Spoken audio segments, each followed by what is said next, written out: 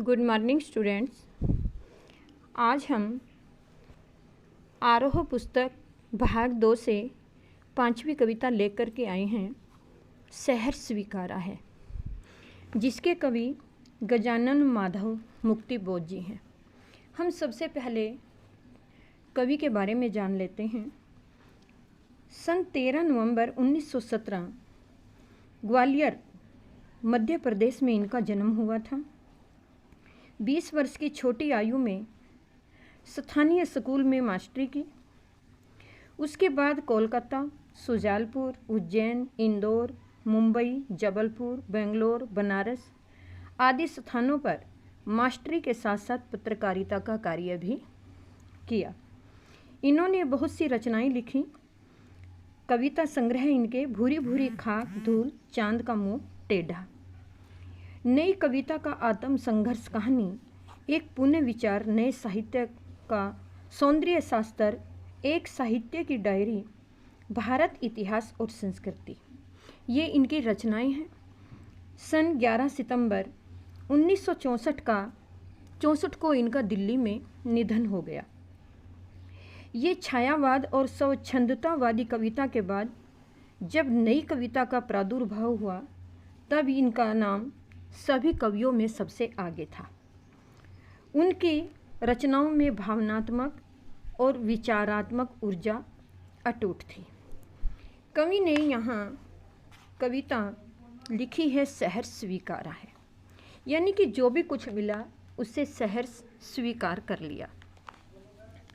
जिंदगी में जो कुछ है, जो भी है, शहर स्वीकारा है।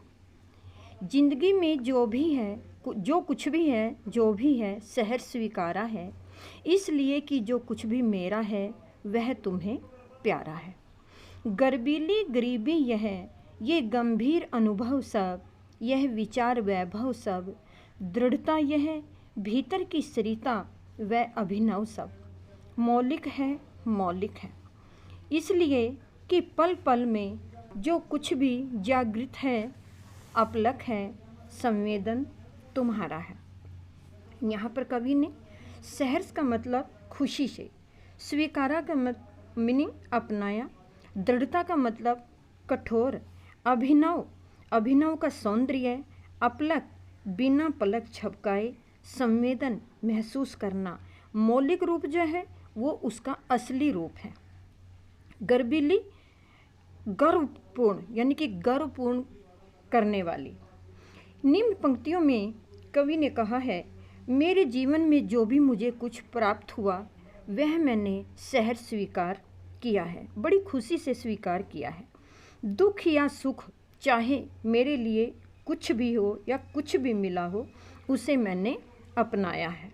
जो कुछ भी जीवन में मुझे प्राप्त हुआ, वास्तव में वह सब कुछ तुम्हारा ही तो है, जिसने मुझे जीवन जीने की प्रेरणा दी है।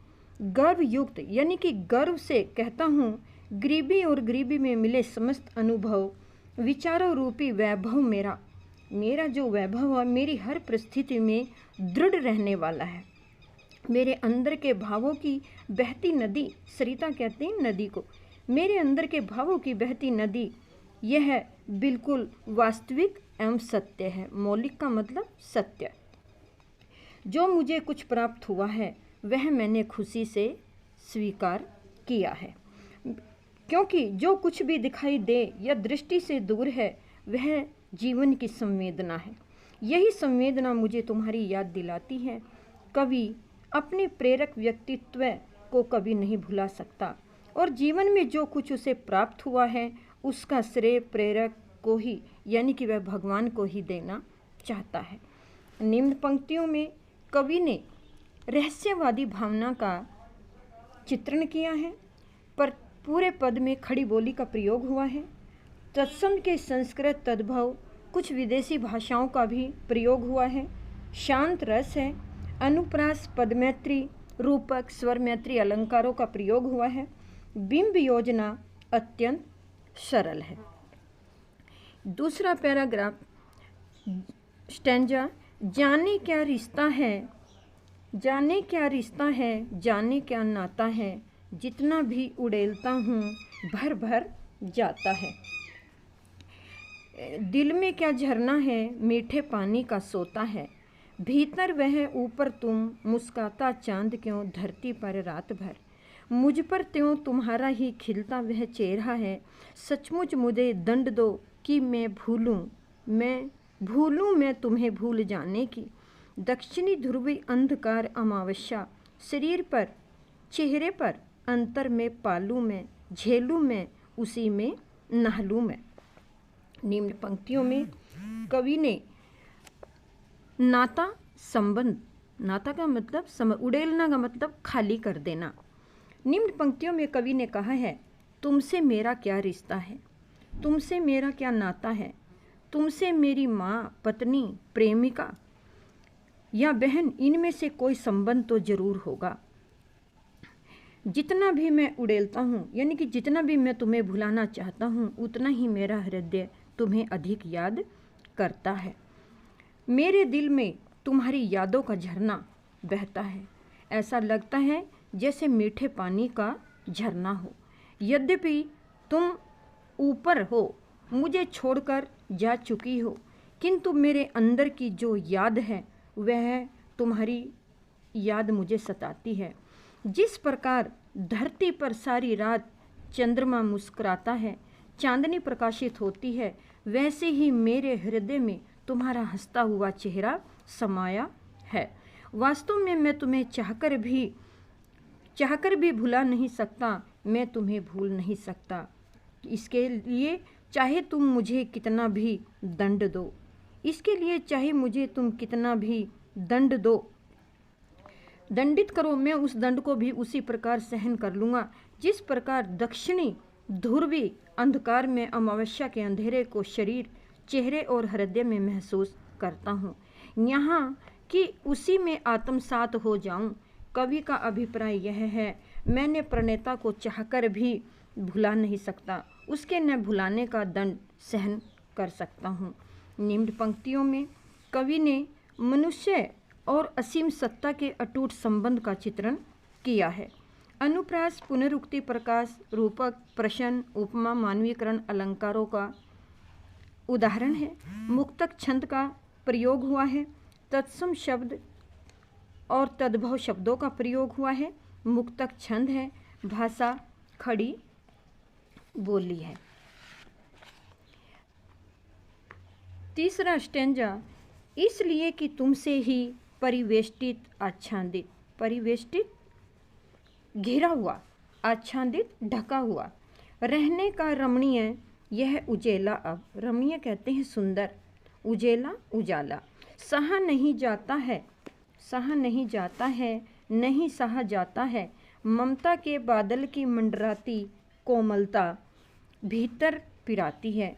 कमजोर और अक्षम, अक्षम उसको कहते हैं जो काम करने की सामर्थ्य न रखता हो। अब हो गई है आत्मा वह छटपटाती छाती को भक्तिष्ठता यानी कि भय पैदा करने वाली डराती है। बहलाती सहलाती आत्मीयता बर्दाश्त नहीं होती, यानी कि अब सहन नहीं होती। निम्न पंक्तियों में कवि ने कहा है, कवि कहते हैं कि मेरे मन में तुम्हारी यादों का सुंदर उजाला है, अर्थात तुम्हारी मनमोहक यादें मेरे मन को ढके हुए हैं। तुम्हारी ममता भरी यादें, तुम्हारी ममता भरी यादों को भुलाया नहीं जा सकता। उनका दर्द मुझसे सहा नहीं जाता। तुम्हारी ममता की कोमलता मेरे एहसास, मेरे हृदय को उद्वेलित करते हैं, यानी कि उकसाते हैं। मेरी आत्मा तुम्हें भुला देने में अत्यंत कमज़ोर और असमर्थ हो गई है। तुम्हें भुलाने के लिए मेरी छाती कितना छटपटाएगी, भय मेरे हृदय में पैदा हो जाएगा। यदि मुझे तेरी यादें बहलाती और प्रेम से सहलाती हैं तो तुम्हारा अपनापन मैं सदैव महसूस करता हूँ। यह यादें मुझे सहन नहीं होती, चाहकर भी मैं तुम्हें भुला नहीं सकता। तुम्हारी ममता की याद मुझे सदैव डराती हैं, अब मुझसे ये सब सहन नहीं होता। निम्न पंक्तियों में कवि ने आत्माभिव्यंजना का प्रयोग किया है। पूरे पैराग्राफ में खड़ी बोली का प्रयोग हुआ है। मुक्तक छंद, तत्सम तद्भव शब्दावली का प्रयोग हुआ है। कहीं कहीं विदेशी शब्दों का भी प्रयोग हुआ है। अनुप्रास, पदमैत्री, रूपक अलंकार का प्रयोग हुआ है। बिंब विधान है। भाषा सरल, सहज एवं प्रवाहमयी है। चौथा स्टेंजा, मुझे दंड दो कि हो जाऊं पाताली अंधेरे की गुहाओं में विवरों से। विवर कहते हैं गुफाएं, वो गड्ढे जो होते हैं। धुएं के बादलों में बिल्कुल मैं लापता, लापता कि वहाँ भी तो तुम्हारा ही सहारा है, कि वहाँ भी तो तुम्हारा ही सहारा है। इसलिए कि जो कुछ भी मेरा है या मेरा जो होता सा लगता है, होता सा संभव है, सभी वह तुम्हारे ही कारण के कार्यों का घेरा है, कार्यों का वैभव है। अब तक तो जिंदगी में जो कुछ था, जो कुछ है, सहज स्वीकारा है। इसलिए कि जो कुछ भी मेरा है वह तुम्हें प्यारा है। निम्न पंक्तियों में कवि कहना चाहता है, कवि कहते हैं कि तुम मुझे अपने को भुला पाने का दंड दो। दंड कहते हैं सजा, कि मुझे भुला न पाने का दंड दो। ऐसा दंड जिसमें मैं पाताली गुफाओं के अंदर गुम हो जाऊं, या धुएं के बादलों में बिल्कुल छिप जाऊं। लेकिन कुछ भी मुझे तुम्हारा ही सहारा है, लेकिन वहाँ भी मुझे कुछ तुम्हारा ही सहारा है। इसलिए जो कुछ भी है वह, जो भी कुछ मेरे पास है वह सब तेरा ही है। मेरा है या मेरा होगा, जो ऐसा होने की संभावना है, या मेरा हो या तेरा हो या कुछ होने की संभावना है, वह सब तुम्हारी ही प्रेरणा का स्रोत है। वह तुम्हारे ही कारण मेरे कार्यों, आपके कार्यों का घेरा है। पर तुम्हारे कार्यों से मुझे प्रेरणा मिलती है। सब कुछ तभी संभव हो चुका है। अब तक तो जिंदगी में जो कुछ था, जो कुछ है, अभी तक मेरे जीवन में जो कुछ था अथवा जो कुछ वर्तमान में होगा, सब मौजूद है। मैंने फिर खुशी से उसे स्वीकार किया है, क्योंकि जो कुछ मुझे प्राप्त हुआ है वह सब कुछ तुम्हें भी अवश्य ही प्यारा है, और तुम्हारी प्रेरणा का ही ये सब परिणाम है। निम्न पंक्तियों में कवि ने अलंकार जो किए हैं, अनुप्रास, रूपक, पदमैत्री अलंकारों का प्रयोग हुआ है। बिंब विधान बहुत सुंदर है। कवि ने जीवन में सुख दुख, राग विराग, आशा निराशा आदि भावों का सहज स्वीकार करने की प्रेरणा दी है। बच्चों, ये आज की पोयम आपको समझ आ गई होगी। इस पोयम को बहुत अच्छी तरह से याद करेंगे, प्रत्येक प्रश्न याद करेंगे, चाहे वो बहुविकल्पीय हों या अभ्यासोत्तर हों। सभी याद करते हुए अपनी उत्तर पुस्तिका पर इनकी व्याख्याएं और साथ में काव्य सौंदर्य जरूर लिखें। आपका 1 महीने के अंदर सुलेख बहुत सुंदर होना चाहिए।